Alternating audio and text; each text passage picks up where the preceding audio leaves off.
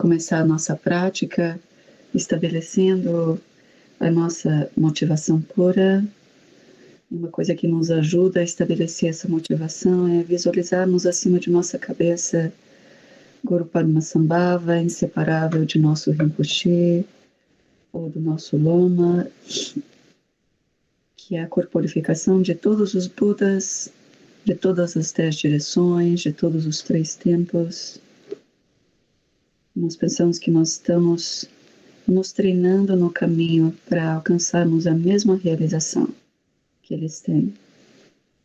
Revelar-nos a essência de um Buda em nós, que é inseparável da essência de Guru Rinpoche, de nosso Rinpoche e de todos os Budas. E que nós aspiramos realizar isso para sermos capazes de levar essa mesma realização a todos os seres. Nós tiramos um momento para estabelecer essa motivação.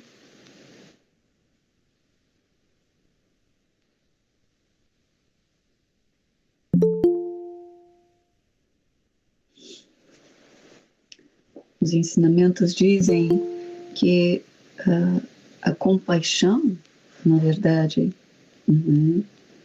essa mente de se voltar para o outro, principalmente a compaixão, incluindo o aspecto da bodhicitta, onde nós queremos liberar todos os seres de seu sofrimento. Essa compaixão, uma compaixão pura, ela tem a capacidade e o poder de remover todos os obstáculos kármicos. Não é quantas vezes nós sentimos dificuldades e nós queremos que obstáculos sejam removidos. Então ela tem essa capacidade de remover todos os obstáculos kármicos. Na verdade, ela tem a capacidade de remover todos os obstáculos à nossa iluminação. Quando nós somos capazes de acessar essa nossa sabedoria interior, não é? A iluminação é esse estado de total liberdade, esse estado de sabedoria que é inerente a nós. E quando nós somos capazes de começarmos a acessar essa sabedoria interior, então a nossa compreensão tanto da verdade relativa de todas as aparências, de tudo que nós vivemos agora, como da verdade absoluta da natureza última, ela vai crescendo mais e mais até o estado de total liberdade. O Buda, ele falou muitas vezes que compaixão é a ferramenta mais poderosa para remover a ignorância, que é a raiz de todos os nossos obstáculos, e para incrementar sabedoria, nos conectarmos mais e mais com a sabedoria, revelarmos por completo o estado de total onisciência em nós. Isso é ilustrado em uma história que alguns de nós já ouvimos várias vezes. Uma história de Asanga, que era um importante erudito indiano, nascido mais ou menos uns 500 anos depois de Buda, o Buda histórico de nosso tempo, o Buda Shakyamuni. Quando Asanga era jovem, ele foi para a universidade, essa universidade muito famosa de Nalanda, um monastério, uma universidade muito conhecida na Índia Antiga. Embora Asanga tivesse se tornado um grande erudito, ele ainda tinha algumas dúvidas sobre os ensinamentos, e ele tentou esclarecer essas dúvidas com muitos mestres realizados. Mas por alguma razão, isso não foi esclarecido. Então ele decidiu que ele iria praticar Maitreya, fazer a prática de Maitreya. Ele recebeu iniciações, ele recebeu instruções, e com isso ele foi para a montanha meditar numa caverna. Por 3 anos ele passou meditando sobre Maitreya e nunca teve nenhum sinal, nenhum sonho. E depois de 3 anos, com nenhum sinal, nenhuma experiência, ele se sentiu extremamente desencorajado e resolveu sair do retiro e descer a montanha. Quando ele desceu a montanha e chegou perto do vilarejo, ele encontrou um senhor já com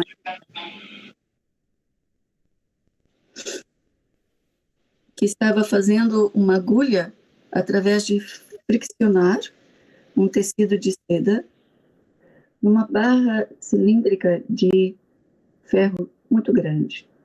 Quando ele viu aquilo, ele perguntou para as pessoas em volta o que ele estava fazendo e eles disseram: ele está confeccionando uma agulha. A Sangha falou: mas isso é impossível?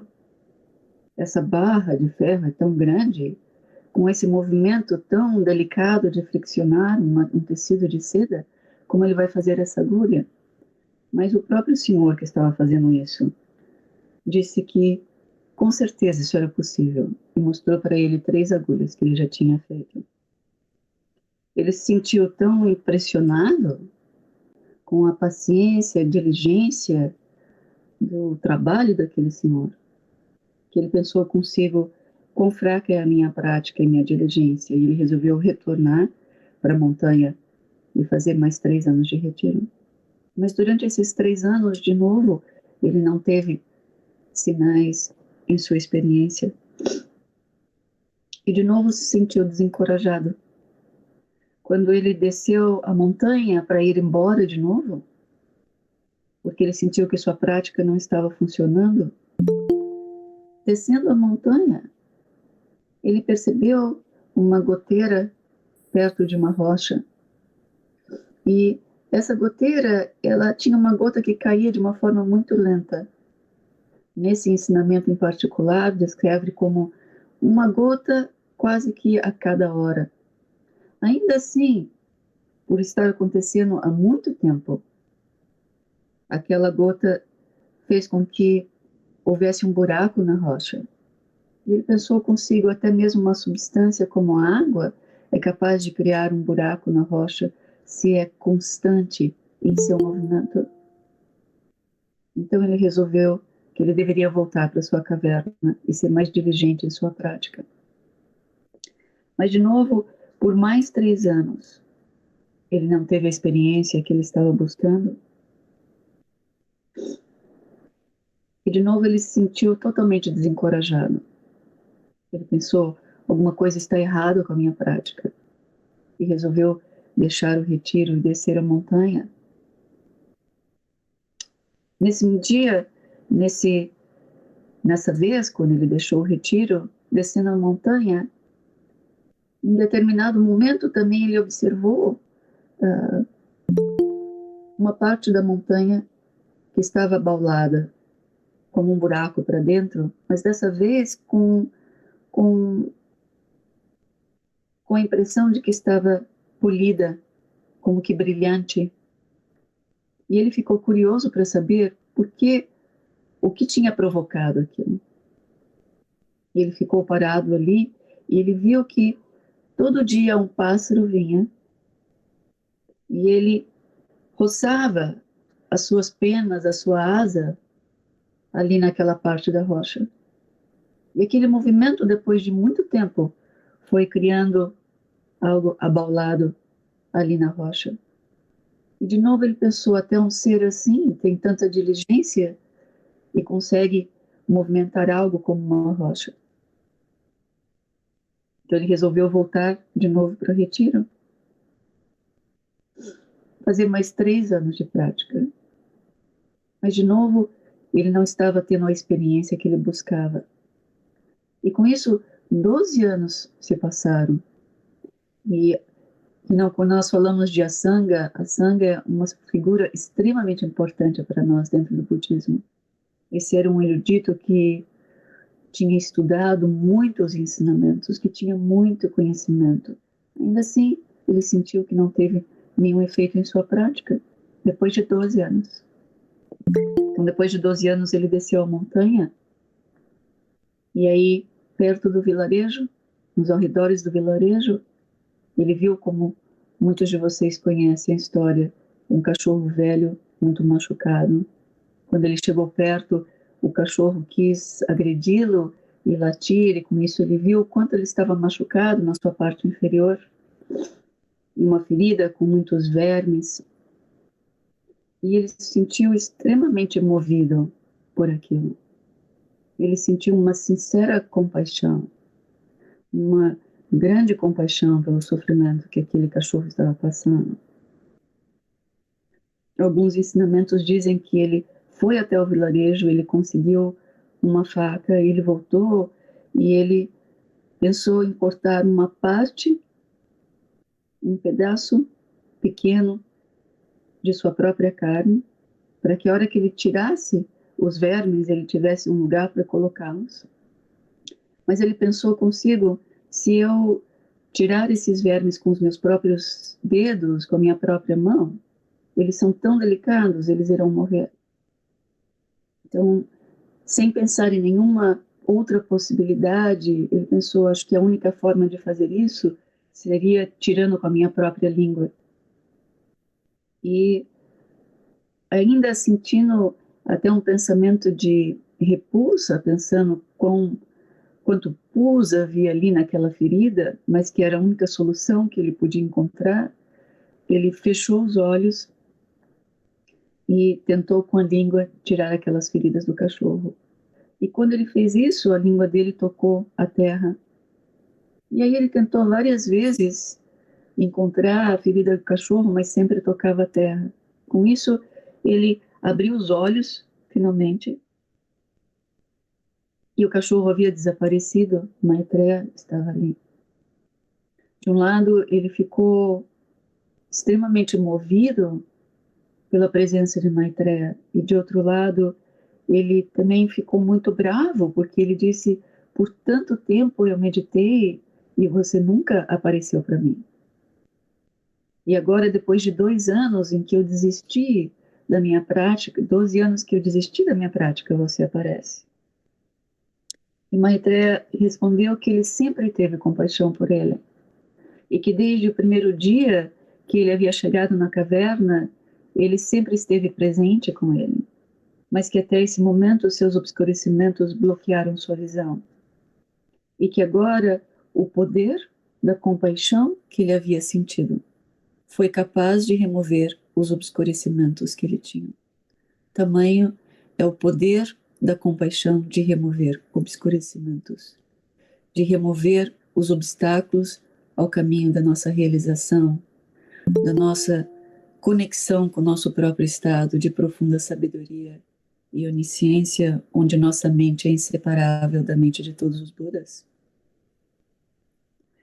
E com isso, pessoalmente, Maitreya pessoalmente ensinou a Sangha ensinamentos que são extremamente importantes para nós hoje, como os 5 tratados de Maitreya.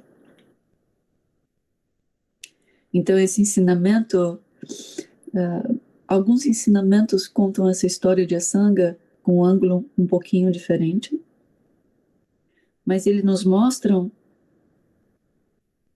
a importância da compaixão no nosso caminho de remoção de obstáculos, no nosso caminho de encontrarmos total liberação. É por essa razão que Padmasambhava ensinou que sem compaixão a nossa prática não dará frutos. Shantideva, no caminho do Bodhisattva, diz: visto que os Budas são meus amigos leais e infalíveis. Incomensuráveis são os benefícios que eles trazem a mim. De que outro modo eu poderia retribuir a bondade deles, senão levando felicidade aos seres? Ele diz: os Budas se alegram com os seres e eles padecem e lamentam quando os seres sofrem. Ao levar alegria aos seres, eu também contento a todos os Budas. Ao ferir os seres, eu também firo a todos os Budas. Ele diz: do mesmo modo que é impossível sentirmos prazer se o nosso corpo está em chamas, não há como contentar os grandes Budas compassivos enquanto nós próprios formos a causa de sofrimento do outro. E não significa que nós provocamos um sofrimento enorme em outro ser, que nós estamos tirando a vida de outros seres, mas as pequenas coisas do dia a dia, não é? Dentro de nossa casa, no nosso trabalho, na nossa comunidade. sempre olhando para nós, em cada interação que nós temos.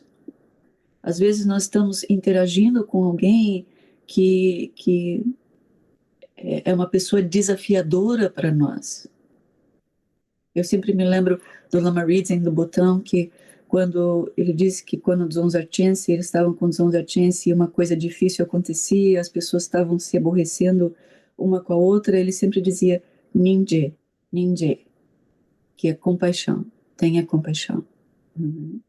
Então, às vezes, no momento de dificuldade, nós podemos tirar um segundo, mesmo enquanto estamos falando com a outra pessoa, e pensarmos, isso é uma coisa que me ajuda muito. Pensar, tenha bondade, tenha bondade. Tenha bondade em seu coração.